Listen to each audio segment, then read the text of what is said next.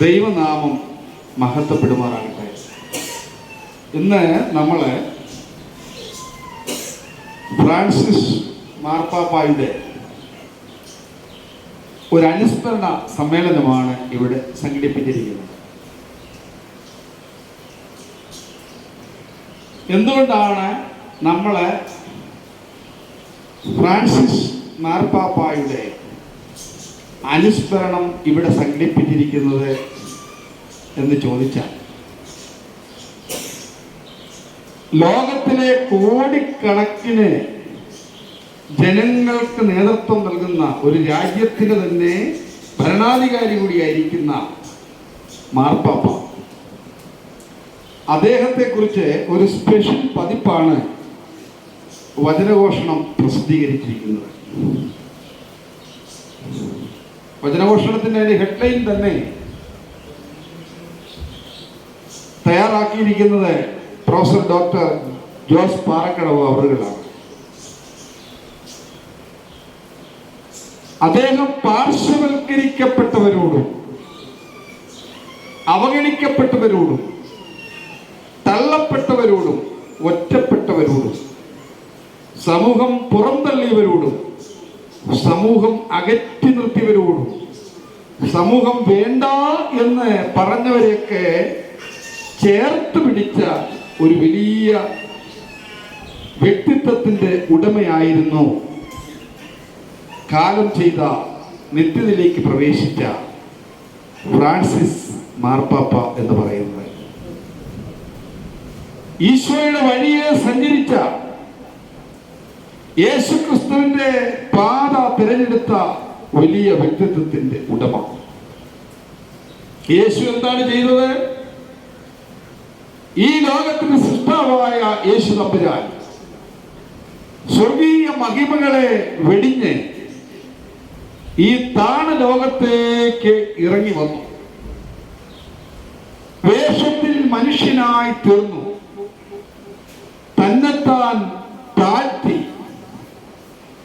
ക്രൂശിലെ മരണത്തോളം പിതാവിനോട് അനുസരണമുള്ളവനായി തീർന്നു.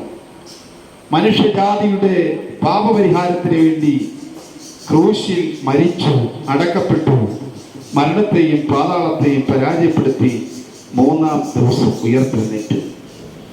ആ യേശുക്രിസ്തുവിന്റെ പാത തിരഞ്ഞെടുത്ത യേശുക്രിസ്തു എന്താ ചെയ്തത്?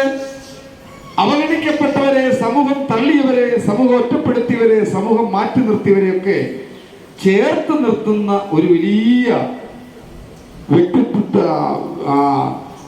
ദൈവികമായ അനുഭവങ്ങൾ ഈശോയിൽ നമുക്ക് ദർശിക്കാനായിട്ട് സാധിക്കും. അതേ മാർഗമാണ് ഫ്രാൻസിസ് മാർപ്പാപ്പ തിരഞ്ഞെടുത്തത്.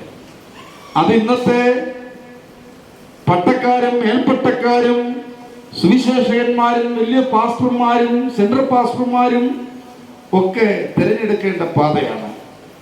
എനിക്ക് പലപ്പോഴും ആകാശപ്പറവയിലേക്ക് വരുമ്പോൾ അത്ഭുതം തോന്നുന്നത്, ഇവിടെ പല മീറ്റിങ്ങുകൾ സംഘടിപ്പിക്കുമ്പോഴൊക്കെ നമ്മുടെ പ്രിയപ്പെട്ട ബ്രദർ സജീവ സാന്നിധ്യമായി വേദനിക്കുന്നവരോടൊപ്പം നിന്ന് പ്രവർത്തിക്കുന്ന കാഴ്ചകളാണ് കാണാൻ സാധിക്കുന്നത്.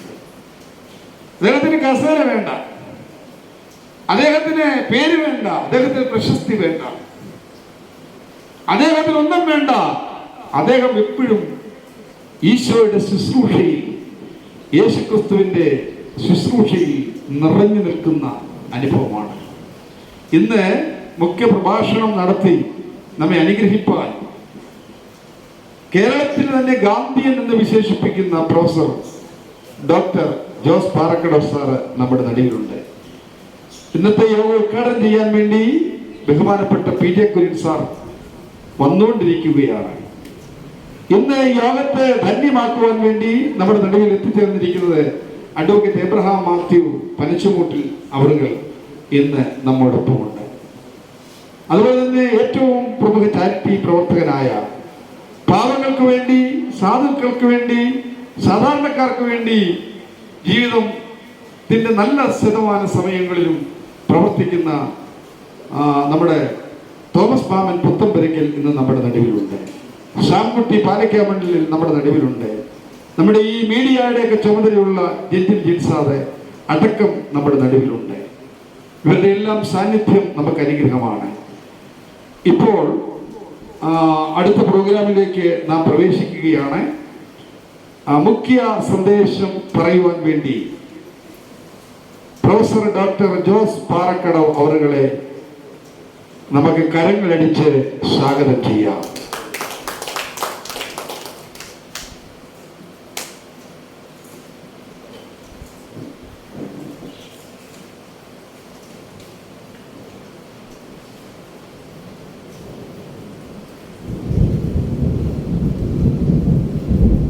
പ്രിയമുള്ളവരെ,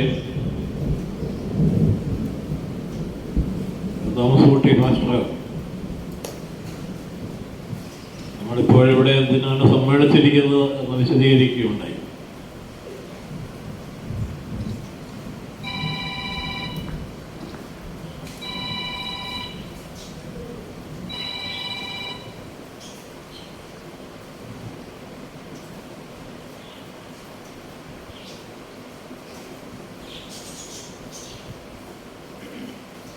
അദ്ദേഹത്തിൻ്റെ വാക്കുകളിൽ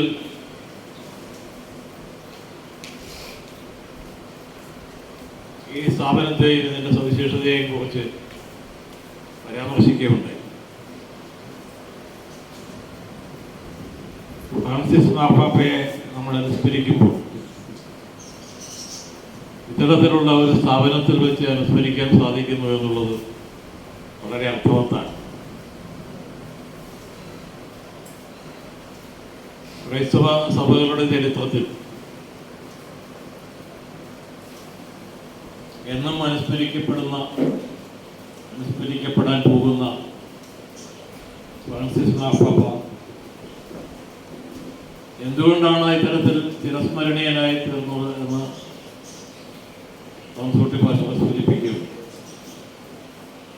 ഞാനിവിടെ നോക്കുമ്പോൾ ആദരണീയായ മദർ തെരേസയുടെ ചിത്രം അല്പം വൈകിയായിട്ട് കാണുന്നുണ്ട്. കുറെ കാലങ്ങളായി മദർ തെരേസയിലൂടെയാണ് വാസ്തവത്തിൽ ക്രൈസ്തവ സമൂഹം ലോകത്തിൻ്റെ ആദരം ആർജിച്ചുകൊണ്ടിരിക്കുന്നത്.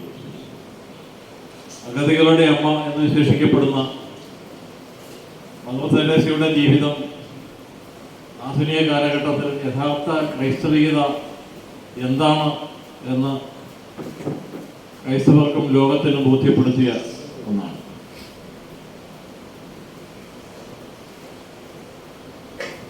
മദർ തെരേസയെ ക്രൈസ്തവ സമൂഹം അവരുടെ വലിയ അഭിമാനമായി കരുതുന്നത് പോലെ ഇനിയും ലോകം അഭിമാനപൂർവ്വം ഉയർത്തിപ്പിടിക്കുന്നത് ഫ്രാൻസിസ് മാർപ്പാപ്പയുടെ ജീവിതമായിരിക്കും.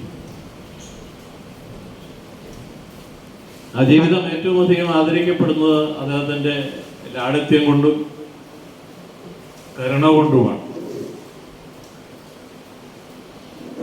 ക്രിസ്തുവിൻ്റെ ജീവിതത്തിൽ ലോകം ദർശിച്ച ലാളിത്യത്തിൻ്റെയും കരുണയുടെയും ഭാവങ്ങൾ ആധുനിക സമൂഹത്തിൽ വീണ്ടും ഒരിക്കൽ കൂടി ഒരു യാഥാർത്ഥ്യമാക്കി അവതരിപ്പിക്കുവാൻ ഫ്രാൻസിസ് മാർപ്പാപ്പയ്ക്ക് സാധിച്ചു. അദ്ദേഹം അധികാര സ്ഥാനത്ത്, അധികാരം തുടങ്ങിയ പദങ്ങൾ അദ്ദേഹം ഒരിക്കലും ഇഷ്ടപ്പെടുന്നതല്ല എന്ന് നമുക്കറിയാം. അധികാരം, പദവി, ആർഭാടം ഇവയോടൊക്കെ അങ്ങേയറ്റത്തെ വിപ്രതിപത്തി പുലർത്തിയിരുന്ന ഒരാളാണ് ഫ്രാൻസിസ് മാർപ്പാപ്പ. അദ്ദേഹം മാർപ്പാപ്പയുടെ പദവി ഏറ്റെടുത്തപ്പോൾ മുതൽ തന്നെ മാധ്യമങ്ങളിൽ നിറഞ്ഞു നിൽക്കുകയായി. ഇത്രയും കാലവും വാസ്തവത്തിൽ ലോകത്തിലെ ഏറ്റവും വിശിഷ്ടമായ പദവികളിൽ ഒന്നാണ് മാർപ്പാപ്പയുടെ പദവി എന്ന് പറയുന്നത്. പല നിലകളിൽ അത് ലോകം മുഴുവൻ ശ്രദ്ധിക്കുന്ന ഒരു പദവിയാണ്, ലോകം മുഴുവൻ ആദരിക്കുന്ന ഒരു പദവിയാണ്. കത്തോലിക്ക സഭയുടെയോ ക്രൈസ്തവ സമൂഹത്തിൻ്റെയോ മാത്രം ഒരു പദവിയായിട്ടല്ല കരുതപ്പെടുന്നത്. ഒരു മാർപ്പാപ്പയുടെ വാക്കുകൾ ലോകം മുഴുവൻ കാതോർക്കുന്നതാണ്. അത്തരത്തിലുള്ള ഒരു പദവി ലോകം മുഴുവൻ ശ്രദ്ധിക്കുന്ന, ലോകത്തിലെ ഏറ്റവും വിശിഷ്ടമായ പദവികളിൽ ഒന്നിൽ എത്തിച്ചേർന്ന മാർപ്പാപ്പ ആ സ്ഥാനം ഏറ്റെടുത്തപ്പോൾ മുതൽ മുൻ മാർപ്പാപ്പമാർ സഞ്ചരിച്ചിരുന്ന വഴികളിൽ നിന്ന് മാറിയാണ് യാത്ര ചെയ്തിരുന്നത്. വത്തിക്കാനിലെ എല്ലാ ആർഭാടങ്ങളും ആഡംബരങ്ങളും ഇണങ്ങിച്ചേർന്ന കൊട്ടാരത്തിൽ സ്ഥാനമേൽക്കുന്ന മാർപ്പാപ്പയ്ക്ക് വേണ്ടി ഒരുക്കിയിരിക്കുന്ന സംവിധാനങ്ങൾ, സുഖസൗകര്യങ്ങൾ ഒന്നും സ്വീകരിക്കാതെ അതിൽ നിന്നെല്ലാം ഒഴിഞ്ഞു മാറി അവിടുത്തെ സാധാരണ ജോലിക്കാർക്ക് വേണ്ടി തയ്യാറാക്കിയിട്ടുള്ള മുറികളിൽ ഒന്നിലാണ് ഈ മാർപ്പാപ്പ താമസിച്ചിരുന്നത്. ഒരു മാർപ്പാപ്പയ്ക്ക് ലോകം മുഴുവൻ വ്യാപിച്ചു കിടക്കുന്ന കത്തോലിക്ക സഭയുടെ തലവൻ എന്ന നിലയിലും റോമിൻ്റെ ഭരണകർത്താവ് എന്നുള്ള നിലയിലും ലഭിക്കാവുന്ന എല്ലാ പദവികളും സുഖസൗകര്യങ്ങളും ഉപേക്ഷിച്ച് ഒരു സാധാരണക്കാരനായി ജീവിക്കുവാൻ അദ്ദേഹം തീരുമാനിക്കുകയും അത് നടപ്പിലാക്കുകയും ചെയ്തു.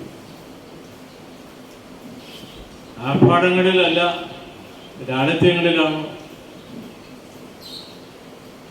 താൻ വിശ്വസിക്കുന്നത് എന്ന ലോകത്തെ ആദ്യം തന്നെ ബോധ്യപ്പെടുത്തുവാൻ അദ്ദേഹത്തിന് സാധിച്ചു. റോമിലെ തെരുവീഥികളിൽ യാത്ര ചെയ്യേണ്ടി വന്നപ്പോൾ അവിടെ ഒരു മാർപ്പാപ്പയ്ക്ക് ലോകത്തിലെ ഏറ്റവും വിലപിടിപ്പുള്ള കാറുകളിൽ സഞ്ചരിക്കാൻ കഴിയും എന്ന് വരികയും അദ്ദേഹം ഏറ്റവും വില കുറഞ്ഞ സാധാരണക്കാർ ഉപയോഗിക്കുന്ന ഒരു കാറിലാണ് സഞ്ചരിച്ചിരുന്നത്.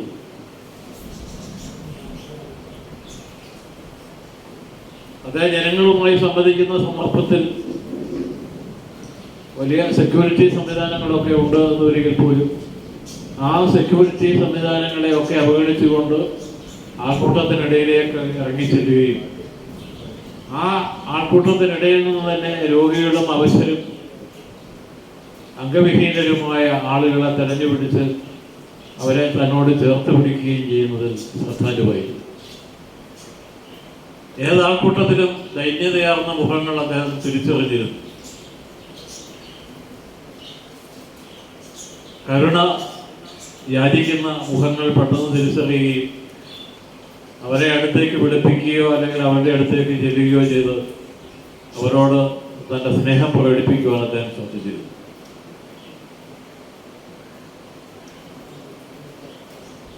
ഈ 21-ാം നൂറ്റാണ്ട് എന്ന് പറയുന്നത് അർത്ഥത്തിൽ ആധുനിക സൗകര്യങ്ങളെല്ലാം നമുക്ക് ലഭ്യമായ ഒരു നൂറ്റാണ്ടാണ്. എന്നാൽ 20-ാം നൂറ്റാണ്ടുമായി താരതമ്യപ്പെടുത്തുമ്പോൾ 20-ാം നൂറ്റാണ്ടിലൂടെ ലോകത്തിന് ലഭിച്ച അനവധി നന്മകൾ നഷ്ടപ്പെടുന്ന ഒരു നൂറ്റാണ്ടായിട്ടാണ് 21-ാം നൂറ്റാണ്ടിനെ നമുക്ക് കാണാൻ കഴിയുന്നത്. 21-ാം നൂറ്റാണ്ടിൻ്റെ ആദ്യത്തെ 25 വർഷങ്ങൾ നമ്മൾ പിന്നിട്ട് കഴിഞ്ഞിരിക്കുകയാണ്. അതായത് കാൽനൂറ്റാണ്ട് നമ്മൾ പിന്നിട്ടിരിക്കുന്നു. 20-ാം നൂറ്റാണ്ട് ഉയർത്തിക്കൊണ്ടുവന്ന മാനവികതയുടെ മൂല്യങ്ങൾ വളരെ വിശാലവും ഉദാരവുമായ മനുഷ്യന്റെ കാഴ്ചപ്പാടുകൾ, മനുഷ്യസ്നേഹത്തിൽ അധിഷ്ഠിതമായ തത്വചിന്തകൾ, മനുഷ്യൻ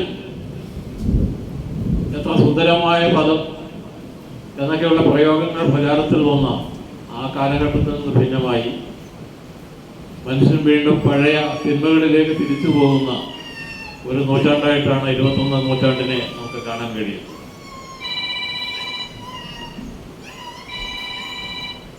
അങ്ങനെ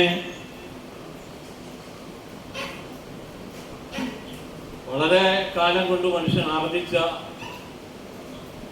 മാനവികതയുടെ അല്ലെങ്കിൽ മനുഷ്യ സ്നേഹത്തിൻ്റെ മൂല്യങ്ങൾ നഷ്ടപ്പെടുകയും യുദ്ധങ്ങൾ അവസാനിപ്പിച്ച് ഇനി യുദ്ധമില്ലാത്ത ഒരു ലോകത്തിൽ നമുക്ക് ജീവിക്കാൻ സാധിക്കണം എന്ന് ദൃഢപ്രതിജ്ഞ എടുത്തുകൊണ്ട് നമ്മൾ അതിനുവേണ്ടിയുള്ള പല സംരംഭങ്ങൾക്കും തുടക്കം കുറിക്കുകയും ചെയ്തത് 20-ാം നൂറ്റാണ്ടിലാണെന്ന് വരികയും 21-ാം നൂറ്റാണ്ടിൽ ഒരു മഹായുദ്ധം ഉണ്ടായില്ല എന്ന് വരികിൽ പോലും ലോകത്തിൻ്റെ പല ഭാഗങ്ങളിലും യുദ്ധങ്ങൾക്ക് തുടക്കം കുറിക്കുകയുണ്ടായി. 3-4 വർഷങ്ങളായി തുടരുന്ന ചില യുദ്ധങ്ങൾ നമ്മുടെ മനസ്സിലുണ്ട്. ഏത് സമയത്തും മഹായുദ്ധമായി പരിണമിക്കാവുന്ന യുദ്ധങ്ങൾ ലോകത്തിന്റെ പല ഭാഗങ്ങളിലായി നടന്നുകൊണ്ടിരിക്കുന്നു. മനുഷ്യർ എന്നേക്കുമായി ഉപേക്ഷിച്ചു എന്ന് നമ്മൾ കരുതിയ വർഗീയത, വംശീയത, ഭാഷയുടെ പേരിലും സംസ്കാരത്തിന്റെ പേരിലുമുള്ള സമ്മിലിതമായ വാദങ്ങൾ ഇതെല്ലാം 21-ാം നൂറ്റാണ്ടിൽ പിന്നെയും വളർന്നു വരികയാണ്. എന്ന് മാത്രമല്ല, മാർപ്പാപ്പ തന്നെ സൂചിപ്പിച്ചതുപോലെ ലോകത്തെല്ലായിടത്തും ജനാധിപത്യം ഏകാധിപത്യത്തിലേക്ക് മാറിക്കൊണ്ടിരിക്കുകയും ചെയ്യുന്നു ഈ 21-ാം നൂറ്റാണ്ടിൽ. അങ്ങനെ കലുഷിതമായ ഒരു കാലഘട്ടത്തിലാണ് ഫ്രാൻസിസ് മാർപ്പാപ്പ ഈ പദവിയിൽ എത്തിച്ചേരുന്നത്. അദ്ദേഹം ഈ കാലത്തിന് സംഭവിച്ചുകൊണ്ടിരിക്കുന്ന മാറ്റങ്ങൾ തിരിച്ചറിയുകയും ഈ മാറ്റങ്ങളെക്കുറിച്ച് ലോകത്തെല്ലായിടത്തുമുള്ള മനുഷ്യർക്ക് സൂചനകൾ നൽകുകയും നമുക്ക് നന്മകളിലേക്ക് തിരിച്ചു പോകണം എന്ന് നിരന്തരം അനുസ്മരിപ്പിക്കുകയും ചെയ്തുകൊണ്ടാണിത്. യഥാർത്ഥത്തിൽ മനുഷ്യസ്നേഹം എന്താണ് എന്ന് ലോകത്തെ ബോധ്യപ്പെടുത്തുവാനായിട്ട് അദ്ദേഹം നടത്തിയ പരിശ്രമങ്ങൾ ഏറെയുണ്ട്. അദ്ദേഹത്തിൻ്റെ ഓരോ പെരുമാറ്റവും, അദ്ദേഹത്തിൻ്റെ ഓരോ സംഭാഷണവും, അദ്ദേഹം ഇടയ്ക്കിടയ്ക്ക് പ്രസിദ്ധീകരിച്ചിരുന്ന ഓരോ ലേഖനവും ഈ മനുഷ്യ സമുദായത്തെ സംബന്ധിച്ചിടത്തോളം വഴിവിളക്കുകളായിരുന്നു. സ്നേഹത്തിൻ്റെയും കാരുണ്യത്തിൻ്റെയും സന്ദേശമാണ് അദ്ദേഹം നിരന്തരമായി മനുഷ്യ സമൂഹത്തിന് നൽകിക്കൊണ്ടിരുന്നത്. ഏതെങ്കിലും വിധത്തിൽ പുറന്തള്ളപ്പെടുന്ന ആളുകളെ, പാർശ്വവൽക്കരിക്കപ്പെടുന്ന ആളുകളെ, ജീവിതത്തിൻ്റെ മുഖ്യധാരയിൽ നിന്ന് മാറി നിൽക്കാൻ നിർബന്ധിതരായിത്തീരുന്ന ആളുകളെ പ്രത്യേകം പരിഗണിക്കുവാനും അവരെ ജീവിതത്തിൻ്റെ മുഖ്യധാരയിലേക്ക് കൊണ്ടുവരുവാനും വേണ്ടി അദ്ദേഹം നടത്തിയ ശ്രമങ്ങൾ നമുക്ക് ഒരിക്കലും മറക്കാനാവുകയില്ല. പലതരത്തിൽ സമൂഹത്തിൻ്റെ മുഖ്യധാരയിൽ നിന്ന് പുറന്തള്ളപ്പെടുന്ന കുറ്റാരോപിതരായ ആളുകളെ പോലും നമ്മോട് ചേർത്ത് നിർത്തണം എന്ന് ആവശ്യപ്പെടുവാനും അവരെ ചേർത്ത് നിർത്തുവാനും ഫ്രാൻസിസ് മാർപ്പാപ്പയ്ക്ക് സാധിച്ചിട്ടുണ്ട്. ഇതെല്ലാം അദ്ദേഹത്തിന് സാധ്യമാകുന്നത് അദ്ദേഹം ഇത്തരം സുഖഭോഗങ്ങളിൽ നിന്നെല്ലാം വിരക്തനായി താൻ ആരെ വിശ്വസിച്ചുകൊണ്ടാണോ പൗരോഹിത്യ പദവിയിലേക്ക് നടന്നെടുത്തത് ആ നസ്രായന്റെ കാൽപ്പാടുകളെ പിന്തുടരുവാൻ അദ്ദേഹം ശ്രമിച്ചതുകൊണ്ടാണ്. ക്രിസ്തു 2000 വർഷങ്ങൾക്ക് മുമ്പ് ലോകത്തിലെ മാതൃകയായി കാട്ടിക്കൊടുത്ത ഒരു ജീവിത മാർഗമുണ്ട്. ക്രിസ്തു തന്നെ അതിനെ മാർഗം, വഴി എന്നൊക്കെയാണ് വിശേഷിപ്പിച്ചിട്ടുള്ളത്. ആ വഴി ലാളിത്യത്തിൻ്റെതാണ്, ആ വഴി സ്നേഹത്തിൻ്റെതാണ്, കാരുണ്യത്തിൻ്റെതാണ്. ആ ക്രിസ്തുമാർഗം തൻ്റെ ജീവിത മാർഗമായി സ്വീകരിക്കുകയും ക്രിസ്തുവിൻ്റെ പാതകളെ പിന്തുടരുകയും ചെയ്താൽ മാത്രമേ ലോകത്തിൻ്റെ പ്രശ്നങ്ങൾക്ക് പരിഹാരം ഉണ്ടാക്കാൻ സാധിക്കൂ എന്ന് ഉറച്ചു വിശ്വസിച്ചിരുന്നയാളാണ് ഫ്രാൻസിസ് മാർപ്പാപ്പ. അദ്ദേഹം മാർപ്പാപ്പയുടെ പദവിയിൽ എത്തുമ്പോൾ തന്നെ ആദ്യം തന്നെ ചെയ്തത് തൻ്റെ പേര് മാറ്റിയിട്ട് ഫ്രാൻസിസ് എന്ന പേര് സ്വീകരിക്കുക. ഫ്രാൻസിസ് എന്ന പേര് കേൾക്കുമ്പോൾ നമുക്കറിയാമത് ഫ്രാൻസിസ് അസീസി എന്ന ഒരു വിശുദ്ധന്റെ പേരാണ്. ഫ്രാൻസിസ് അസീസി കത്തോലിക്ക സഭയിലെ ഒരു സന്യാസിയായി ജീവിച്ചെങ്കിലും അദ്ദേഹം ലോകം മുഴുവൻ അറിയപ്പെടുന്നത് ഒരു വിശുദ്ധനായിട്ടാണ്. എല്ലാവരാലും സ്നേഹിക്കപ്പെടുന്ന ഒരു വിശുദ്ധനാണ് ഫ്രാൻസിസ് അസീസി. അദ്ദേഹം അത്തരത്തിൽ അറിയപ്പെടാൻ ഇടയായത് അദ്ദേഹത്തിൻ്റെ കാരുണ്യം ലോകം മുഴുവൻ അറിഞ്ഞതുകൊണ്ടും ലോകം മുഴുവൻ ആ കാരുണ്യത്തെ അംഗീകരിച്ചതുകൊണ്ടുമാണ്. മനുഷ്യരെ മാത്രമല്ല സകല ചരാചരങ്ങളെയും സ്നേഹിക്കുന്ന ഒരു സന്യാസിയായിരുന്നു അസീസിയിലെ ഫ്രാൻസിസ്.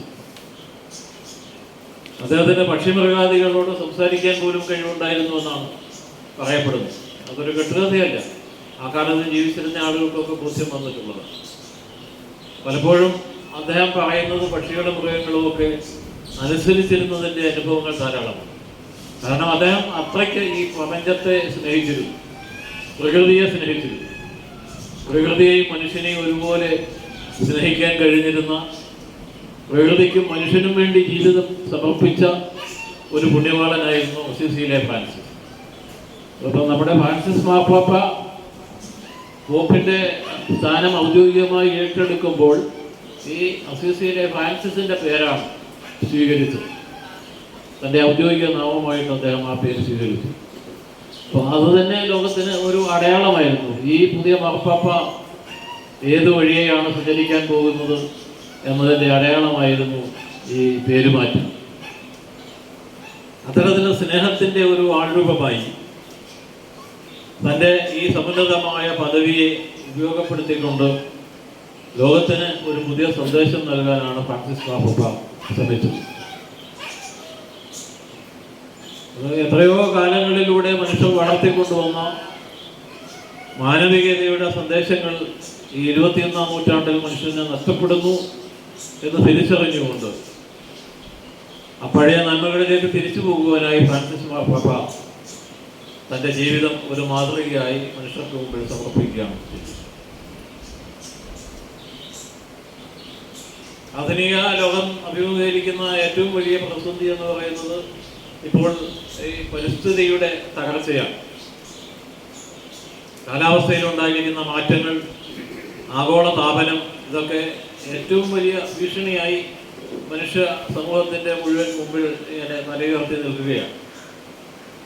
എങ്ങനെയാണ് ഈ വരാൻ പോകുന്ന ആപത്തുകളിൽ നിന്ന് രക്ഷപ്പെടാൻ സാധിക്കുക എന്നതിനെക്കുറിച്ച് ലോകത്തെല്ലായിടത്തും ചിന്തിക്കുന്ന മനുഷ്യർ വളരെ വേവലാതിയോടുകൂടി ആലോചിക്കുന്നുണ്ട് ഒരു വശത്ത്. പക്ഷേ മറുവശത്ത് മനുഷ്യർ എല്ലാവിധത്തിലുമുള്ള ആഡംബരങ്ങളിലും ആർഭാടങ്ങളിലും സുഖലോലുപതയിലും വ്യാപൃതരായി ഇതിനെക്കുറിച്ച് ഒന്നും ചിന്തിക്കാതെ ജീവിതം ഇത്തരത്തിൽ എന്ന് മുമ്പോട്ട് കൊണ്ടുപോകാൻ സാധിക്കും എന്ന വിചാരത്തിൽ കഴിയുകയാണ്. ഇത്തരമൊരു സമൂഹത്തിൽ വളരെ ശക്തമായ മുന്നറിയിപ്പുകൾ ഫ്രാൻസിസ് മാർപ്പാപ്പ നൽകിയിട്ടുണ്ട്. അദ്ദേഹത്തിൻ്റെ 2 ചാക്രിക ലേഖനങ്ങൾ വളരെ പ്രസിദ്ധമാണ്. പരിസ്ഥിതിയെ സംബന്ധിച്ച് അദ്ദേഹം തയ്യാറാക്കിയ 2 ലേഖനങ്ങൾ. അത് ലോകത്ത് കഴിഞ്ഞ 2 ഉച്ചകോടികളിൽ, പരിസ്ഥിതി ഉച്ചകോടികളിൽ അദ്ദേഹത്തിൻ്റെ ലേഖനങ്ങൾ ഗൗരവമായി ചർച്ച ചെയ്യപ്പെടുകയുണ്ടായി. ആ ലേഖനങ്ങളിൽ അദ്ദേഹം ലോകത്തിൻ്റെ മുമ്പാകെ സമർപ്പിക്കുന്ന നിർദ്ദേശങ്ങൾ വളരെ ഗൗരവത്തോടു കൂടിയാണ് ഈ പരിസ്ഥിതി ശാസ്ത്രജ്ഞന്മാരും ലോകരാഷ്ട്രങ്ങളുടെ തലവന്മാരുമൊക്കെ പരിഗണിച്ചത്. അപ്പോൾ ആദ്യത്തെ ഉച്ചകോടിക്ക് തൊട്ട് മുമ്പായിട്ട് പാരീസിൽ നടന്ന ഉച്ചകോടിക്ക് തൊട്ട് മുമ്പായിട്ട് അദ്ദേഹം ഒരു ലേഖനത്തിലൂടെ ഒട്ടേറെ നിർദ്ദേശങ്ങൾ വയ്ക്കുകയുണ്ടായി. ആ നിർദ്ദേശങ്ങൾ വളരെ സജീവമായി ചർച്ച ചെയ്യപ്പെടുകയും വളരെ ഗൗരവമായി പരിഗണിക്കപ്പെടുകയും ചെയ്തു. പക്ഷെ പിന്നീട് 2ാമത്തെ ഉച്ചകോടി 8 വർഷം കഴിഞ്ഞ് നടക്കുമ്പോഴും ഈ ആദ്യത്തെ ഉച്ചകോടിയിലെ തീരുമാനങ്ങൾ നടപ്പിലായിട്ടില്ല എന്നുള്ള വസ്തുതയാണ് ഫ്രാൻസിസ് മാർപ്പാപ്പ തൻ്റെ 2ാമത്തെ ചാക്രിക ലേഖനത്തിൽ വ്യക്തമാക്കുന്നത്. ചർച്ചകൾ നടക്കുന്നതല്ലാതെ അത് പ്രവൃത്തിപഥത്തിലേക്ക് കൊണ്ടുവരുവാൻ നമുക്ക് സാധിക്കുന്നില്ല എന്നതാണ് അദ്ദേഹം അതിൽ അവതരിപ്പിക്കുന്ന ആശയം. അങ്ങനെ 2 ഉച്ചകോടികളിൽ ഫ്രാൻസിസ് മാർപ്പാപ്പയുടെ നിർദ്ദേശങ്ങൾ പരിഗണിക്കപ്പെടുകയും ഇത് ലോകം മുഴുവൻ ശ്രദ്ധിക്കേണ്ട ആശയങ്ങളാണ് എന്നുള്ള വസ്തുത അംഗീകരിക്കുകയും. അപ്പോൾ അത്തരത്തിൽ മനുഷ്യനെക്കുറിച്ച് മാത്രമല്ല, മനുഷ്യൻ നിവസിക്കുന്ന ഈ ഭൂമിയെക്കുറിച്ചും ഈ പ്രപഞ്ചത്തെക്കുറിച്ചും അതിൻ്റെ ഭാവിയെക്കുറിച്ചും കൂടി ഗൗരവമായി ചിന്തിക്കാൻ സാധിച്ചിരുന്ന ഒരു വ്യക്തിയാണ്, ഒരു ലോക നേതാവാണ് ഫ്രാൻസിസ് മാർപ്പാപ്പ. അങ്ങനെ ആധുനിക സമൂഹം അഭിമുഖീകരിച്ചുകൊണ്ടിരിക്കുന്ന എല്ലാ പ്രശ്നങ്ങളെക്കുറിച്ചും ചിന്തിക്കുകയും ആ പ്രശ്നങ്ങളെക്കുറിച്ച് ഗൗരവമായി ചിന്തിക്കാൻ മനുഷ്യരെ പ്രേരിപ്പിക്കുകയും ചെയ്ത ഫ്രാൻസിസ് മാർപ്പാപ്പയുടെ ജീവിതവും അദ്ദേഹം നൽകിയ സന്ദേശങ്ങളും ലോകം എവിടത്തോളം കാലം അനുസ്മരിക്കപ്പെടും എന്ന കാര്യത്തിൽ സംശയമില്ല. ആ മഹാത്മാവിൻ്റെ സ്മരണകൾക്ക് മുമ്പിൽ ആദരാഞ്ജലികൾ അർപ്പിച്ചുകൊണ്ട് ഇത്തരത്തിൽ ഇവിടെ അദ്ദേഹത്തെ അനുസ്മരിക്കാൻ ഒരു സന്ദർഭം ലഭിച്ചതിലുള്ള ആഹ്ലാദം പങ്കുവെച്ചുകൊണ്ട് ഈ സമ്മേളനം എല്ലാവരുടെയും അനുവാദത്തോടുകൂടി ഉദ്ഘാടനം ചെയ്യപ്പെടുന്നതായി പ്രഖ്യാപിക്കുന്നു. എല്ലാവർക്കും നന്ദി.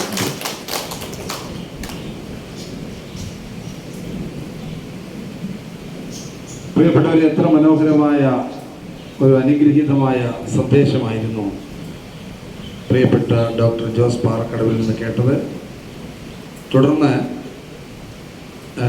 അഡ്വക്കറ്റ്, ഇവിടുത്തെ മുതിർന്ന അഭിഭാഷകനായ നമ്മുടെ പനച്ചമൂട്ടിലെ ഇബ്രഹാം വക്കീൽ എന്ന് നമ്മളെല്ലാം സ്നേഹത്തോടെ വിശേഷിപ്പിക്കുന്ന അദ്ദേഹം നമ്മോട് സംസാരിക്കും. അദ്ദേഹം വലിയ ചാരിറ്റി മനോഭാവമുള്ള വ്യക്തിയാണ്.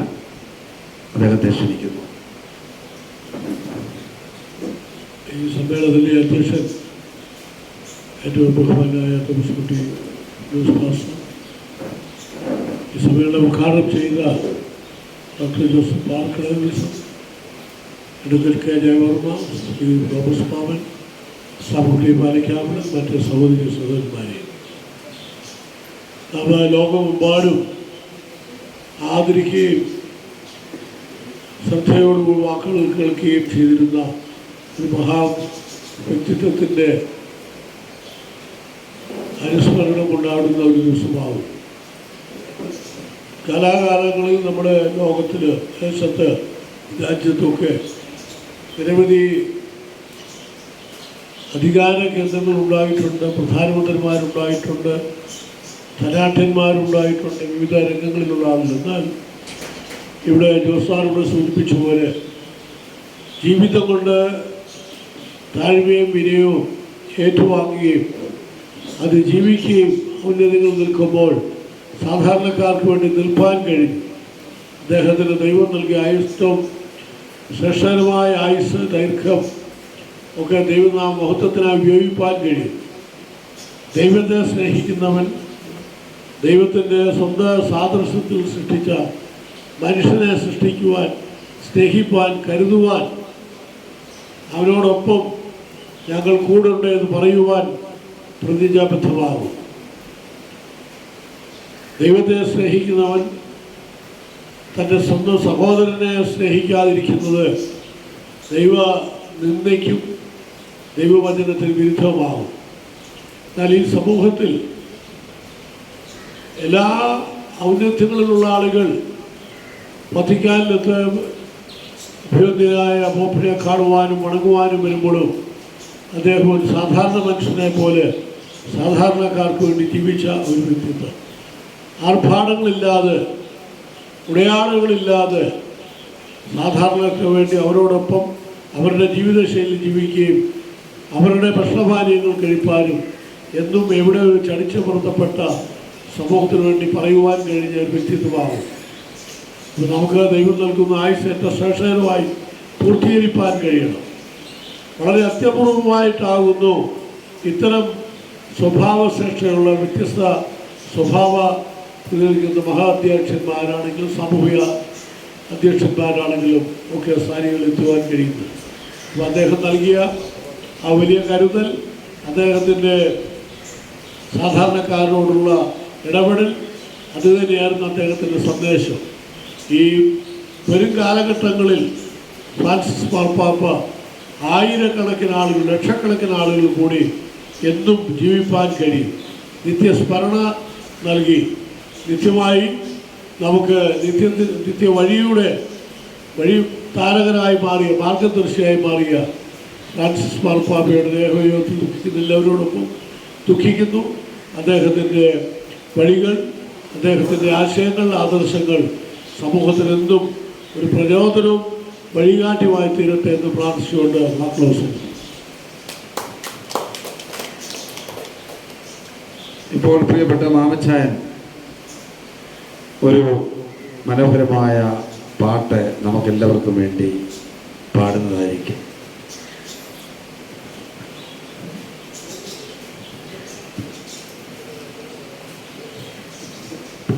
നമ്മുടെ ഒരു ജീവിതത്തിലെ ചരിത്രം തന്നെ രണ്ട് വാക്ക് ഞാൻ പറഞ്ഞോട്ടെ. ആദത്തെ സൃഷ്ടിച്ചു ഏദനിലാക്കി ദൈവം, ആദത്തെ സൃഷ്ടിച്ചു ഏദനിലാക്കി ദൈവം, ഏകനായിരിക്കാതെ സ്ത്രീവേണം കൂട്ടവേണം, നീട്ടയിലാദത്തിൻ്റെ ആസ്തിയൊന്നെടുത്തു കൂട്ടിനെ ചമച്ചവൻ ഹവ്വായെന്നു പേര് വിട്ടു. തോട്ടം സൂക്ഷിപ്പാനും കായികനികൾ ഭക്ഷിപ്പാനും തോട്ടത്തിൽ അവരെ കാവലുമാക്കിയില്ലേ. അപ്പം തോട്ടത്തിൻ നടുവിൽ നിൽക്കും വൃക്ഷത്തിൻ ഫലം നിങ്ങൾ തിന്നരുതെന്ന് ദൈവം കൽപ്പിച്ചു. ആദ്യത്തെ വഞ്ചിപ്പാന സാത്താനൊരു സൂത്രമെടുത്തു. തോട്ടത്തിൻ നടുവിൽ നിൽക്കും വൃക്ഷത്തിൻ ഫലം നിങ്ങൾ തിന്നുന്ന നാളിൽ കണ്ണു തുറക്കും നിങ്ങൾ ദൈവത്തെ പോലെയാകും. നേരെന്നു വിശ്വസിച്ചു പഴന്നാൽ അവൾ പറിച്ചു. കണ്ടവൾ തിന്നു വേഗം കൊണ്ട കൊടുത്തവൻ തിന്നപ്പോ ഇരുവരും നേരം ചമഞ്ഞു. തരികിട തരികിട തരികിട തരികിട തരികിട തരി.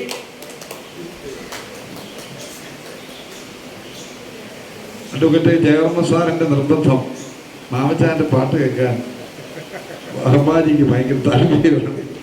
അതുകൊണ്ടാണ് വർമാജി പറഞ്ഞത് മാമച്ചാന്റെ ഒരു പാട്ട് കഴിഞ്ഞിട്ട് ഞാൻ പ്രസംഗിക്കുന്നുള്ളത് പറഞ്ഞത്. തുടർന്ന് നമ്മുടെ ഏറ്റവും പ്രിയങ്കരനായ നമ്മുടെ ഈ നാടിൻ്റെ പ്രതിപക്ഷ നേതാവെന്ന് വിശേഷിപ്പിക്കാവുന്ന അഡ്വക്കേറ്റ് കെ ജയവർമ്മ അവരുകൾ തുടർന്ന് സംസാരിക്കും.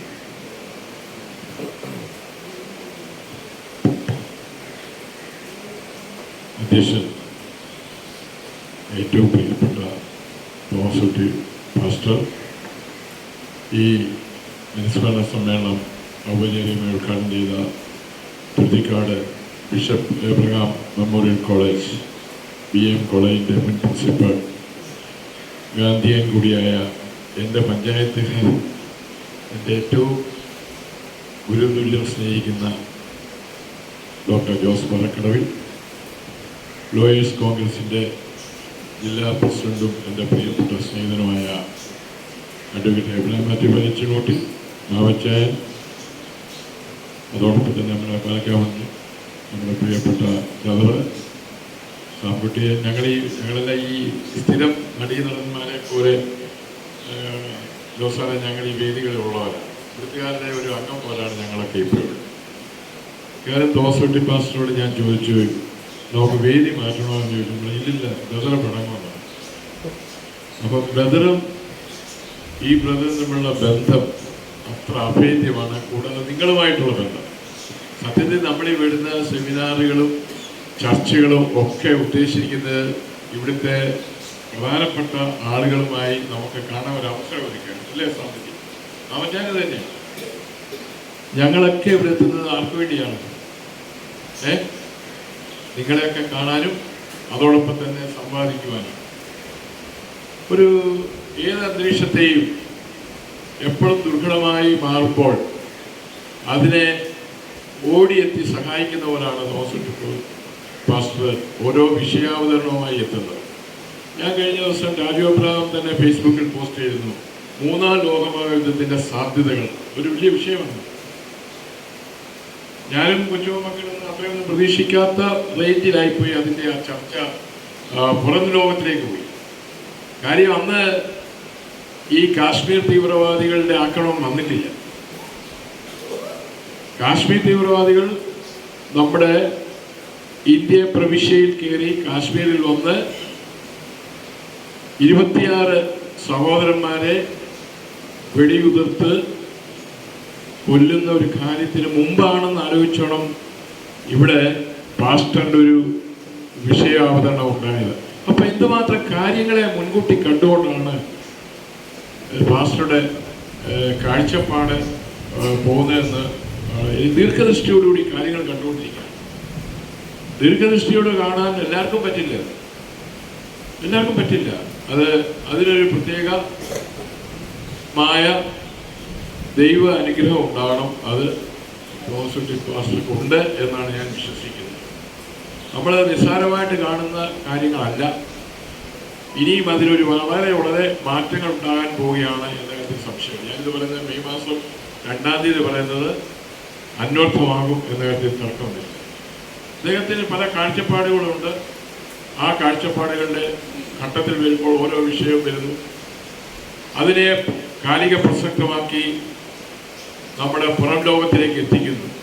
നമ്മൾ ഉദ്ദേശിക്കുന്ന ആകാശപ്പുറയിൽ വന്ന് ബ്രദറിൻ്റെ കൂടെ ഒരു സംഘത്തിൽ വന്ന് നമ്മൾ 4 പേരും കൂടെ കാണുന്ന ഈ പരിപാടി 10,000-കണക്കിന് ആളുകളാണ് ഇന്നും നാളെയുമായിട്ട് ഇത് കഴിയുന്നത്. ഇപ്പം ഡോക്ടർ ജോസ് പാറക്കടവിൽ സാറിൻ്റെ ഈ പ്രഭാഷണം എന്ന് പറയുന്നത് നാളെ ഇത് ശ്രമിക്കാൻ പോകുന്നത് 10,000-കണക്കിന് ആളുകളാണ് ശ്രമിക്കുക. ഇവിടെ വരേണ്ട കാര്യമില്ല. ഇതെല്ലാം ഡിജിറ്റൽ പ്ലാറ്റ്ഫോമാണ്. നമുക്കെല്ലാം നിങ്ങൾക്കറിയാം, ഇവിടെ ഇരിക്കുന്ന എല്ലാവർക്കും അറിയാം. കാര്യം ഇന്ന് അത് പ്രത്യേകിച്ച് നമ്മുടെ നാട്ടിലുള്ളൂ ഈ വലിയ മീറ്റിങ്ങുകൾ സംവിധാനം എല്ലാം നടത്തുന്നത്.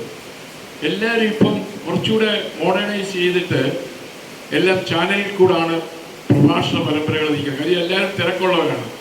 അവരെല്ലാം ഫിസിക്കലി പ്രസൻറ്റ് ചെയ്യാൻ പറ്റില്ല. ഇപ്പം കുഞ്ഞുമാക്കിയതാണ് ഇന്നിപ്പം ഏറ്റവും സുപ്രധാനമായ കേസിൻ്റെ അകത്തിൻ്റെ ഇടയിലിട്ടാണ് എന്നോട് പറഞ്ഞ് ഞാൻ ഓടി വരികയാണ് എന്ന് പറയും. വേറെ രാഷ്ട്രീയമായിട്ട് ഞങ്ങൾക്ക് 2 പേർക്കും പങ്കെടുക്കുന്ന മീറ്റിംഗ് ഞങ്ങൾ 2 ഒഴിച്ചു, ഞങ്ങൾ 2 പേരും ഉപദേശിച്ചു.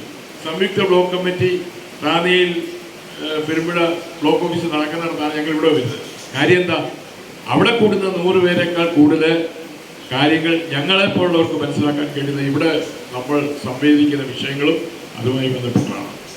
ഇവിടെ നമ്മൾ ഇന്ന് ഒരു അനുസ്മരണ സമ്മേളനം അല്ലെങ്കിൽ നമ്മൾ മാർപ്പാപ്പയുടെ വിയോഗത്തോടനുബന്ധിച്ച് നടത്തുന്ന ഒരു അനുസ്മരണ സമ്മേളനത്തിൻ്റെ പ്രസക്തി അവിടെയാണ് ഞാൻ സൂചിപ്പിച്ചത്. ഞാൻ അതാണ് ആമുഖമായി കടന്നു വന്ന് ഇത് സൂചിപ്പിച്ചത്.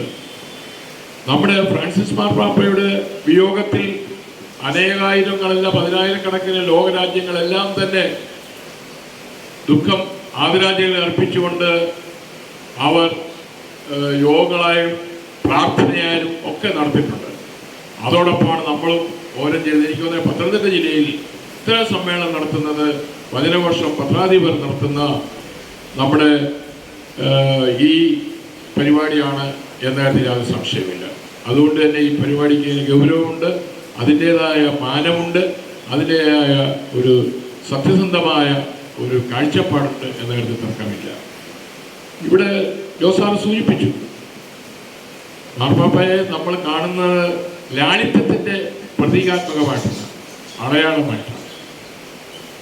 അദ്ദേഹത്തിൻ്റെ പല കഥകളും പല സംഭവങ്ങളും അദ്ദേഹം ജീവിതാനുഭവം, മഹാത്മാഗാന്ധിയെ പോലെ തന്നെ ജീവിതത്തിൻ്റെ വഴിയിലൂടെ അദ്ദേഹം സഞ്ചരിച്ചത്, അദ്ദേഹം ഈ നിയോഗം ഏറ്റെടുത്തതിന് ശേഷം നടന്ന വഴികൾ അദ്ദേഹത്തിൻ്റെ സാധാരണ ലാളിത്യമുള്ള ഒരു ജീവിതത്തിൻ്റെ ഉടമയായിട്ടാണ്. ലളിതമായ ജീവിതമാണ് അദ്ദേഹത്തിൻ്റെ മുഖമുദ്ര.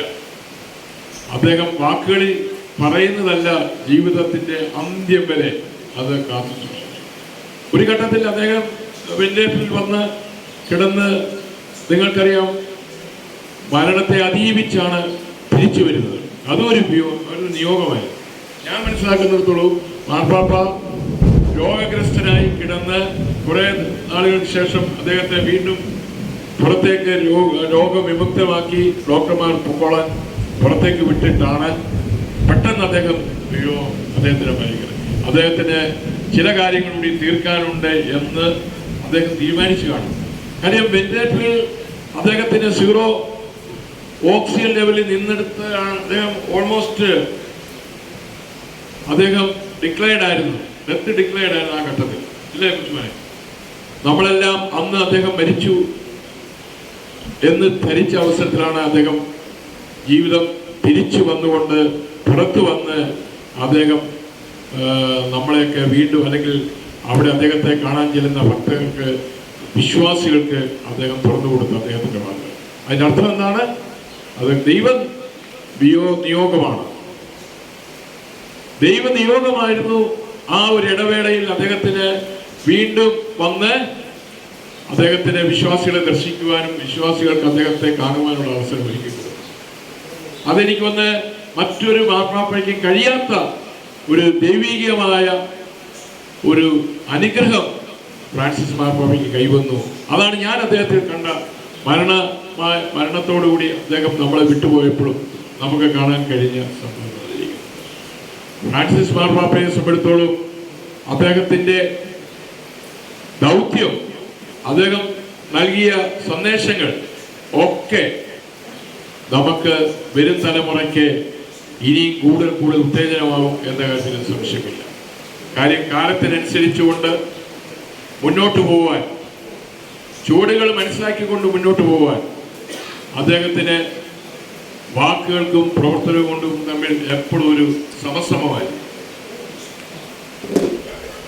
മഹാത്മാഗാന്ധിയിലെ കാണുന്ന പ്രത്യേകത എന്താണെന്ന് ഒരാൾ ചോദിച്ചു കഴിഞ്ഞാൽ, മഹാത്മാഗാന്ധിയുടെ അഹിംസ സിദ്ധാന്തം ഒരു ലോക പ്രചാരമായി നമ്മളതിനെ കാണുന്നെങ്കിലും മഹാത്മാഗാന്ധിയെ അടയാളപ്പെടുത്തുന്നത് ഞാൻ വിശ്വസിക്കുന്ന കാര്യം, അദ്ദേഹം പറഞ്ഞൊരു വാക്കുണ്ട്, അദ്ദേഹത്തിൻ്റെ വാക്കും പ്രവൃത്തിയും തമ്മിലുള്ള ഒരുമിപ്പിക്കലാണ്. അദ്ദേഹത്തിന് വാക്കുകൾ പ്രവർത്തിക്കാൻ കഴിയാത്തപ്പോൾ ഗാന്ധി എന്ത് ചെയ്യും? അദ്ദേഹം ഉദ്ദേശിക്കുന്ന ആൾ ആര് വന്നാലും ഒരുപാട് തോന്നും. അദ്ദേഹം പറയും, ഞാനിപ്പം ഈ ഉപദേശം തരാൻ പറ്റുന്ന കാര്യം എന്താണ്? അദ്ദേഹത്തിൻ്റെ ഉപദേശം എന്ന് പറയുന്നത് അനുവർത്തിക്കാൻ കഴിയാത്ത, നടപ്പിലാക്കാൻ കഴിയാത്ത, അദ്ദേഹത്തിൽ നിന്ന് അനുഭവിക്കാൻ കഴിയാത്ത, നടപ്പിലാക്കാൻ കഴിയാത്ത കാര്യങ്ങൾ അദ്ദേഹം പറഞ്ഞു. അത് മറ്റൊരാളിലും ദർശിക്കാത്ത ഒരു കാര്യമാണ്. ഇന്നിപ്പോൾ നമ്മൾ പറയുന്നുണ്ട്, ഇന്ന് കാലിക പ്രസക്തമായി ഉപയോഗിക്കുന്ന വാക്കുകൾ പ്രവൃത്തി ഒരുമിച്ചാകണമെന്നും 2000 നമ്മൾ ഉദ്ഘോഷിക്കുമ്പോൾ അതിന് ഉദാത്തമായ മാതൃകയിലേക്ക് എത്തിക്കുവാൻ നമുക്ക് മനുഷ്യർക്ക് മുന്നിൽ നിൽക്കുന്ന ഒരു വ്യക്തിത്വമായിരുന്നു മഹാത്മാഗാന്ധി. ആ വ്യക്തിത്വത്തെ പോലെ അതിൽ തന്നെ ഉറച്ചാണ് മറ്റു മാർപ്പാപ്പയിൽ നിന്നും വ്യത്യസ്തമായി ഫ്രാൻസിസ് മാർപ്പാപ്പയെ നമുക്ക് ദർശിക്കാൻ കഴിയുന്നത്.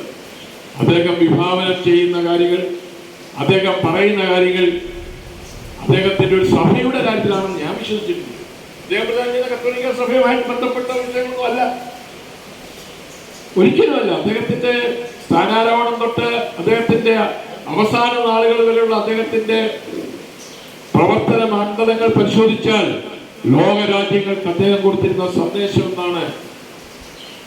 ആ സന്ദേശം എന്ന് പറഞ്ഞിരിക്കുന്ന ഒരുമയുടെ സന്ദേശമായിരുന്നു.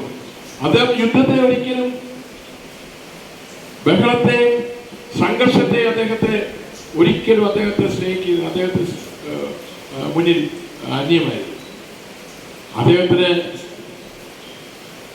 മുന്നിലുള്ളത് എപ്പോഴും സൗഹാർദ്ദത്തിന്റെയും സ്നേഹത്തിന്റെയും പര്യായമായിട്ടാണ്. നമ്മൾ ദൈവം സ്നേഹമാകുന്നു എന്ന് പറഞ്ഞാൽ ഞാൻ പറയുന്നു, ഫ്രാൻസിസ് മാർപ്പാപ്പ സ്നേഹമാകുന്നു. ഗോഡ് ഈസ് ലവ്, ദൈവം സ്നേഹമാകുന്നു. ഫ്രാൻസിസ് മാർപ്പാപ്പ is all in all for love. സ്നേഹത്തിന്റെ പര്യായം എന്താണെന്ന് ചോദിച്ചാൽ, പുതിയ തലമുറയ്ക്ക് ഇവിടെ ഉദ്ഘാടകൻ സൂചിപ്പിച്ചതുപോലെ ഈ നൂറ്റാണ്ടിൽ മാതൃക എന്ന് പറഞ്ഞിരിക്കുന്നത് ഫ്രാൻസിസ് മാർപ്പാപ്പയാണ്. ഗോഡ് ഈക്വൽ ഫ്രാൻസിസ് മാർപ്പാപ്പ, ഗോഡ് ഈസ് ലവ്. അതാണ് ഞാൻ കഥയിടുന്ന ഏറ്റവും വലുത്. അത്രമാത്രം സ്നേഹത്തിന്റെ പര്യായമായി, സ്നേഹോപദേശത്തിന്റെ ഭാഗമായിട്ടാണ് അദ്ദേഹത്തിന്റെ വാക്കുകൾ, അദ്ദേഹത്തിന്റെ സന്ദേശങ്ങൾ എപ്പോഴും കാണാനും കേൾക്കാനും കഴിഞ്ഞിരിക്കുന്നത്. അദ്ദേഹത്തിന്റെ ദർശനം കൊടുക്കുവാൻ വേണ്ടി എത്തുന്ന വേദികളിലും നമുക്ക് ആ ഭാഷ നമുക്ക് മനസ്സിലാകുന്നില്ലെങ്കിലും അദ്ദേഹത്തിന്റെ വികാര തുടിപ്പുകൾ മനസ്സിലാക്കാൻ കഴിഞ്ഞിട്ടുണ്ട്. പലപ്പോഴും നമ്മൾ കാണുന്ന ചാനലുകളിലും ഒക്കെ അദ്ദേഹം കൊടുക്കുന്ന സന്ദേശങ്ങളെ നമുക്ക് ഉൾക്കൊള്ളാൻ പറ്റുന്നുണ്ട്. അത്ര ആത്മാർത്ഥതയുടെ പര്യായമായി, ആവേശമായി, സ്നേഹത്തിന്റെ ഉടമയായി അദ്ദേഹം ജീവിതം ഉടനീളം സഞ്ചരിച്ചാണ്. പക്ഷെ ഇവിടെ കുറ്റം പറഞ്ഞതുപോലെ അദ്ദേഹത്തിനും ഒരു അവസാനമുണ്ട്, ഇല്ലേ? അവസാനമുണ്ട്. അവസാനമില്ലാത്തതൊന്നുമില്ല. ജനനം എന്ന് പറഞ്ഞാൽ മരണം, അതിൻ്റെ കാലം, അതിൻ്റെ അകലിച്ച, അതിൻ്റെ ദൂരം, അത് മാത്രമേ ഉള്ളൂ നമ്മൾ അന്വേഷിക്കേണ്ടത്, അല്ലെ അന്വേഷിക്കാൻ പറ്റും, അല്ലെ അന്വേഷിക്കാൻ കിട്ടാത്തത്. ഇപ്പോൾ സ്വാഭാവികമായിട്ടും ഫ്രാൻസിസ് മാർപ്പാപ്പ മരിക്കേണ്ട ഒരു സാഹചര്യം, അല്ലെങ്കിൽ മരിച്ചു എന്ന യാഥാർത്ഥ്യത്തിൽ ഉൾക്കൊണ്ടുകൊണ്ട് തന്നെയാണ് ഞാൻ ആലോചിക്കാറ്. നമുക്കൊക്കെ ഇത്രയും പല നേതാക്കന്മാരോ പല സഭാ മേലധ്യക്ഷന്മാരോ ഒക്കെ നമ്മെ വിട്ടുപിരിഞ്ഞിട്ടുണ്ടെങ്കിലും ലോകത്തിൽ ഇത്രമാത്രം സ്നേഹസാധ്യതമായ ഒരു വിടവാങ്ങൽ കൊടുക്കുന്ന വളരെ കുറഞ്ഞ ആളുകളിൽ ഒന്നായി ഫ്രാൻസിസ് മാർപ്പാപ്പയുടെ വേർപാടും തുടർന്നുള്ള സംസ്കാര ചടങ്ങുകളും ഒക്കെ നമ്മൾ കാണാനിടയായി. അദ്ദേഹത്തിന്റെ ഭൗതിക ശരീരം ദർശിക്കുവാൻ വേണ്ടി ചെന്ന ആളുകൾ, വത്തിക്കാനിൽ അവിടെ ചെന്നിട്ടുള്ള ആളുകൾ അവിടെ ചെന്ന് അവരുടെയൊക്കെ വികാരം എല്ലാം സാധാരണക്കാരും വരും. ഞാൻ അത്ഭുതപ്പെട്ടു പോയി. അവരുടെയൊക്കെ ചാനലൊക്കെ അവരുടെയൊക്കെ വാക്കുകൾ വന്നിട്ടുണ്ട്. അതെങ്ങനെ ഇവരെയൊക്കെ ഈ മാർപ്പാപ്പായ്ക്ക് കാണാനും സംവേദിക്കുവാനും സന്ദേശം കൊടുക്കാനൊക്കെ കഴിഞ്ഞു എന്നുള്ളത് തന്നെ അത്ഭുതകരമാണ്. ഏറ്റവും കൂടുതൽ ആളുകൾ ഞാൻ കണ്ടുകൊണ്ടിരുന്നത്, മനസ്സിലാക്കി അദ്ദേഹത്തിൻ്റെ മനഃശേഷം കണ്ടിരുന്നത് സാധാരണക്കാരായിട്ടുള്ള ആളുകളാണ്. വൻകിട നേതാക്കന്മാരോ അതുപോലുമായിട്ടുള്ള അല്ല. സാധാരണക്കാരെല്ലാം സ്വന്തം വീട്ടിൽ സ്വന്തം പിതാവ് എങ്ങനെയാണോ നിത്യതയിലേക്ക് പോയത്, വേർപെട്ടു പോയത്, അതിന് സമാനമായ നിലയിൽ വിലപിക്കുന്ന, സങ്കടപ്പെടുന്ന ഒരു കാര്യമാണ് നമുക്ക് മാധ്യമങ്ങളിൽ കൂടി ഒക്കെ കാണാൻ കഴിയുന്നത്. ഞാനിതെല്ലാം ഒരു വരയിട്ട് പോകുന്നത് പറയുന്നത്, നമ്മുടെ ജീവിതത്തിൽ നമുക്ക് ഉദാത്തമായി ദർശിക്കാൻ കഴിയുന്ന ഒരു വ്യക്തിത്വത്തിൻ്റെ ഉടമയായിട്ട് തന്നെ അദ്ദേഹത്തിൻ്റെ പ്രവർത്തനവും അദ്ദേഹത്തിൻ്റെ വചനങ്ങളും അദ്ദേഹത്തിൻ്റെ വാക്കുകളും അദ്ദേഹത്തിൻ്റെ എല്ലാം നമ്മളോടൊപ്പം ഉണ്ടാവും. ഭാവിയിൽ ഇവിടെ നമ്മൾ ഇപ്പോഴുള്ള ഒരു പ്രശ്നം എന്ന് വെച്ച് കഴിഞ്ഞാൽ, ഇപ്പോൾ വർത്തമാനകാലത്തുള്ള പ്രശ്നം, യുവതലമുറയുടെ ഏറ്റവും വലിയ പ്രശ്നം എന്താണ്? ഇപ്പോൾ മധ്യനിരയിലുള്ള നമ്മുടെ ഒരു മധ്യനിരയിലൂടെ കഴിഞ്ഞ യുവതലമുറയ്ക്ക് പലപ്പോഴും അവരുടെ മറ്റു പല കാര്യങ്ങളിലും ആധ്യാത്മികതയുടെ കാമ്പ്, അന്തസ്സത്ത കടന്നു വരുന്നില്ല. എനിക്ക് തോന്നുന്നത് പള്ളികളിലും ഇത് അഫക്റ്റഡ് ആകുന്നുണ്ടോ? അമ്പലങ്ങളുടെ കാര്യം ഞാൻ പറയുന്നില്ല. ഇപ്പോൾ ഏറ്റവും കൂടുതൽ ദേവാലയങ്ങളിൽ പോകുന്ന കൊച്ചുമറിയാം, സൺഡേ സ്കൂൾ, പള്ളികൾ, ഇതൊക്കെ എന്ന് പറഞ്ഞാൽ ജീവിതത്തിന്റെ അവിഭാജ്യ ഘടകമായിരുന്ന ഒരു കാലഘട്ടമായിരുന്നു ഉണ്ടായിരുന്നെങ്കിൽ, ഇപ്പോഴത്തെ പുതിയ തലമുറയ്ക്ക് ഇപ്പോൾ അതെല്ലാം അന്യം ചെയ്യുന്ന പോലെ ഉള്ള സാഹചര്യങ്ങളിലേക്ക് പോകും. ദൈവത്തോട് അടുക്കുവാനും ദൈവവുമായി അടുക്കാനുള്ള ആ മനോഭാവം നന്നേ കുറഞ്ഞുകൊണ്ട് വരികയാണ്. ആ കാലഘട്ടത്തിലാണ് പലതരത്തിലുള്ള വിധ്വംസകൾ, ആക്രമാസക്തികളൊക്കെ ഉണ്ടാകുന്നത്. അതാണ് മറ്റൊരു വിഷയമായിട്ട് നമ്മൾ കഴിഞ്ഞിടയിൽ നമ്മൾ ചർച്ച ചെയ്ത ലഹരിയുമായി ബന്ധപ്പെട്ട വിഷയങ്ങൾ. കാലിക പ്രസക്തമായിട്ടുള്ള യുവതലമുറ ഗ്രസിച്ചുകൊണ്ടിരിക്കുന്ന വിഷയങ്ങൾ. അതിൽ നിന്നെല്ലാം മോചനം നേടുമ്പോൾ നമ്മുടെ തലമുറയ്ക്ക് ഈ സന്ദേശം കൈമാറണം. ഫ്രാൻസിസ് മാർപ്പാപ്പ നൽകിയിട്ടുള്ള സന്ദേശം, ഫ്രാൻസിസ് മാർപ്പാപ്പയുടെ ജീവിത ശൈലി എല്ലാം മാതൃകയാക്കണം പുതിയ തലമുറയ്ക്ക്. അത്യാവശ്യമെങ്കിൽ പാഠ്യപദ്ധതി തന്നെ, പ്രത്യേക പാഠ്യപദ്ധതിയിൽ ഇത് ഉൾപ്പെടുത്തണം എന്നാണ് എൻ്റെ അഭിപ്രായം. ഞാൻ സെനറ്റിനകത്ത് സാറെ പ്രിൻസിപ്പളായിട്ട് ഈ പാഠ്യപദ്ധതിയെ കുറിച്ചുള്ള പല സമയത്തിലും ജോസാറിൻ്റെ ചില അഭിപ്രായങ്ങൾ പറഞ്ഞിട്ടുണ്ട്. നമുക്ക് പക്ഷേ പാഠ്യപദ്ധതികളുമായിട്ട് വരുമ്പോൾ പലപ്പോഴും ഇതൊന്നും ഇന്നിപ്പോൾ പാഠ്യപദ്ധതിയുടെ ഭാഗമേ നമ്മളോട് ചേർക്കുന്ന പാഠ്യപദ്ധതികളുടെ കരിക്കുലർ ഇതൊന്നും പലതും വരുന്നില്ല. അതിനപ്പുറത്തേക്കാണ് കാര്യങ്ങൾ പോകുന്നത്. നമുക്ക് തീർച്ചയായും ഫ്രാൻസിസ് മാർപ്പാപ്പയുടെ ജീവിതവും ജീവിതാനുഭവങ്ങളുമായി ബന്ധപ്പെട്ടതും നമ്മളുടെ പാഠ്യപദ്ധതിയിലോ അതൊരു ആധ്യാത്മികതയുടെ ഒരു ഭാഗമല്ല. അത് ആധ്യാത്മികതയുടെ ഭാഗമല്ല, പക്ഷെ അത് ഭാഗമാകും. എപ്പോഴാണ് നമ്മളതിനെ ഉൾക്കൊണ്ട് കഴിയുമ്പോൾ നമ്മളതിൻ്റെ ഭാഗമാണ്. അങ്ങനെയാണ് അതിനെ കാണുന്നത്. ഏതൊരു കാര്യവും നമ്മളിലേക്ക് വരുന്നത് എപ്പോഴാണ്? നമ്മൾ അതാണെന്ന് തോന്നുമ്പോൾ അതിലേക്ക് നമ്മളും എത്തിച്ചേരും. സ്വാഭാവികമായിട്ടും ഫ്രാൻസിസ് മാർപ്പാപ്പയുടെ ജീവിതത്തിൻ്റെ, മഹാത്മാഗാന്ധിയുടെ ജീവിതം നമ്മൾ എങ്ങനെയാണോ പഠിക്കുന്നത് അതുപോലെ തന്നെ നമുക്ക് പഠിക്കാൻ കഴിയുന്ന ഒരു ജീവിതത്തിൻ്റെ ഉടമയായിരുന്നു ഫ്രാൻസിസ് മാർപ്പാപ്പ എന്ന കാര്യത്തിൽ തർക്കമില്ല. പ്രിയപ്പെട്ടവരെ ദീർഘിപ്പിക്കുന്നില്ല. നമുക്ക് വരുന്ന ആളുകളിൽ അദ്ദേഹത്തിൻ്റെ വാക്കുകൾ നമ്മുടെ മനസ്സുകളിലും അദ്ദേഹത്തിൻ്റെ ജീവിതം നമ്മുടെ ഹൃദയത്തിലും ഒട്ടി നിൽക്കണം. എങ്കിൽ മാത്രമേ നമ്മളൊക്കെ ഇങ്ങനെ ഒന്ന് നിന്ന് നമ്മളുമായിട്ടൊക്കെ സംസാരിച്ചുകൊണ്ട് അത് അർത്ഥപൂർണമാകത്തുള്ളൂ. ഏതൊരു ആളിനും ജീവിതത്തെ അർത്ഥപൂർണമാക്കുവാൻ ഫ്രാൻസിസ് മാർപ്പാപ്പയുടെ ജീവിതത്തിൻ്റെ ഭാഗങ്ങൾ ഒരംശമെങ്കിലും നമ്മളിലേക്ക് സ്വാംശീകരിക്കുവാൻ കഴിയുന്നെങ്കിൽ അതാണ് ഈ സെമിനാർ അല്ലെങ്കിൽ ഈ സമ്മേളനത്തിൽ, ഈ അനുസ്മരണ സമ്മേളനം കൊണ്ട് നമുക്ക് ഉണ്ടാക്കാവുന്ന ഏറ്റവും വലിയ നേട്ടം. കാര്യം ഒരു സമ്മേളനം എന്ന് പറയുന്നത് എപ്പോഴും നമ്മൾ പങ്കെടുക്കുന്നു, നമ്മൾ യോഗ സ്ഥലം വിട്ടുപോകും. പങ്കെടുത്തു കഴിഞ്ഞാൽ നമ്മൾ എന്താണോ നമ്മൾ ശ്രമിച്ചത് മനസ്സിലാക്കുന്നത് അത് അവിടെ കൊണ്ട് തീർത്തിട്ട് നമ്മൾ പോകും.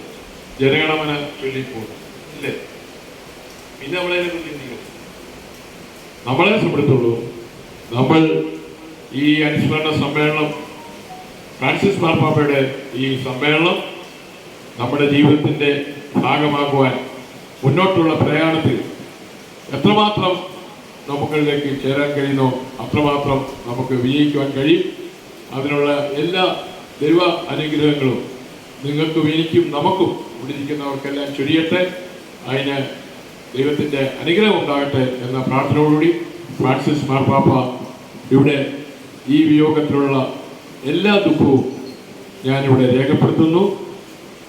നിങ്ങൾക്കും നമുക്കും എല്ലാ നന്മയും ഈ കാലഘട്ടത്തിൽ ഉണ്ടാകാൻ അദ്ദേഹത്തിൽ നിന്ന് നമുക്ക് കിട്ടാവുന്നതെല്ലാം നമ്മുടെ ജീവിതത്തിലേക്ക് വരട്ടെ എന്ന ഉറച്ച പ്രാർത്ഥനയോടുകൂടി എൻ്റെ വാക്കുകൾ ഇവിടെ നിർത്തുന്നു.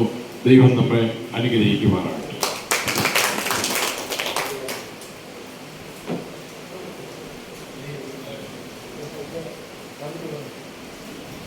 സാംകുട്ടി പാലക്കാവൻ.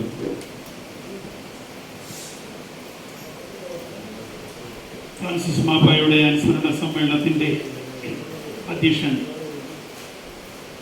തോമസ് പാസ്റ്റർ, പ്രിയപ്പെട്ട സാറ് ഒന്ന് ഉരുണ്ട് വീണ് ഇങ്ങോട്ട് വരുമായിരുന്നു. വലിയൊരു അപകടത്തിൽ നിന്ന് ദൈവം നമ്മെ രക്ഷിച്ചു. ആദരപൂർവ്വം ഒന്ന് എഴുതി.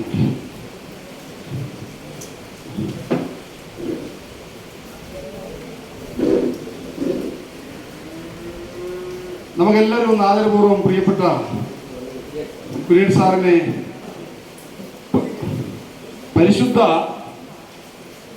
ഫ്രാൻസിസ് മാർപ്പാപ്പായെ നേരിൽ കണ്ടവരാരെങ്കിലും ഉണ്ടോ എന്ന് ചോദിച്ചാൽ ആരുമില്ല. കുര്യൻ സാർ മാത്രമാണ്. നമ്മളിവിടെ ഓഫീസിൽ